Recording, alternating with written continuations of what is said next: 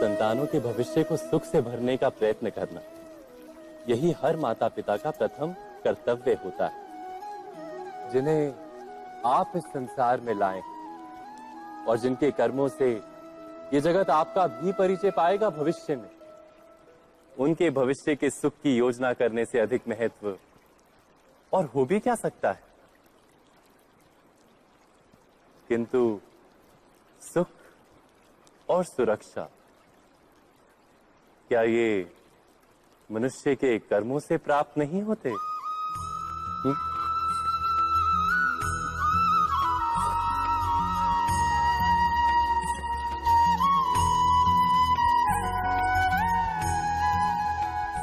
माता पिता के दिए हुए अच्छे या बुरे संस्कार, उनकी दी हुई योग्य अथवा अयोग्य शिक्षा, क्या आज के सारे कर्मों का मूल नहीं?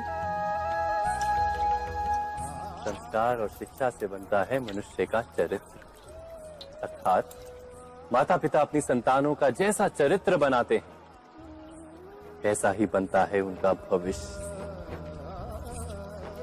किंतु फिर भी अधिकतर माता पिता अपनी संतानों का भविष्य सुरक्षित करने की चिंता में उनका चरित्र निर्माण का कार्य भूल ही जाते हैं।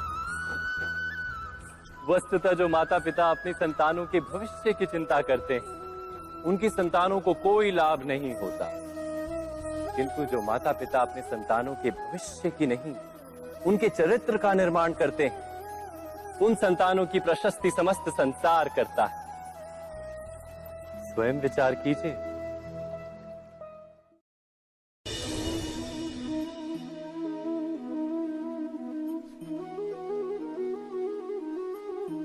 एक ही गुरु के पास शिक्षा प्राप्त करने वाले सारे शिष्य एक समान विद्या प्राप्त नहीं कर पाते।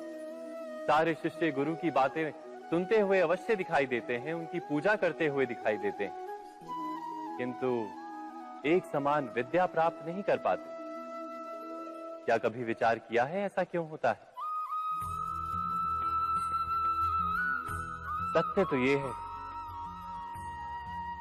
कि विद्या प्राप्त ना कर पाने वाले शिष्य समर्पण का दिखावा तो करते हैं, किंतु समर्पण का वास्तविक अर्थ नहीं समझ पाते। गुरु के चरणों में फूल चढ़ाने से अथवा गुरु का आदेश मानने मात्र से क्या समर्पण सिद्ध होता है? नहीं।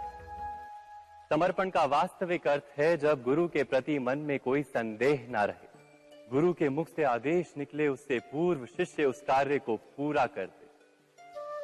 गुरु के विचारों के साथ शिष्य के विचार एक हो जाए। शिष्य जब तक अपने गुरु में ब्रह्मा विष्णु महेश इनके रूप ना देख ले, तब तक उसका समर्पण सत्य नहीं। वास्तव में समर्पण किसी कार्य का नाम नहीं, समर्पण तो हृदय की भावना और मन की स्थिति का नाम है। अर्थात हमारे अज्ञान में क्या दोष केवल हमारे मन का नहीं? स्वयं विचार कीजिए।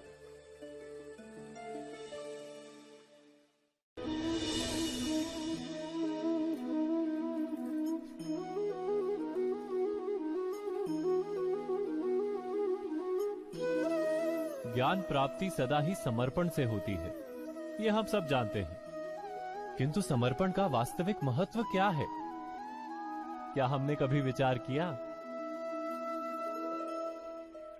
मनुष्य का मन सदा ही ज्ञान प्राप्ति में विभिन्न बाधाओं को उत्पन्न करता है।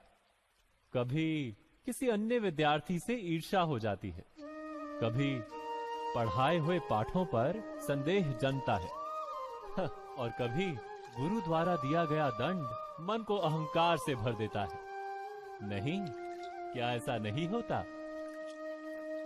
न जाने कैसे कैसे विचार मन को भटकाते हैं और मन की इसी अयोग्य स्थिति के कारण हम ज्ञान प्राप्त नहीं कर पाते। मन की योग्य स्थिति केवल समर्पण से निर्मित होती है। समर्पण मनुष्य के अहंकार का नाश करता है। ईर्ष्या, महत्वाकांक्षा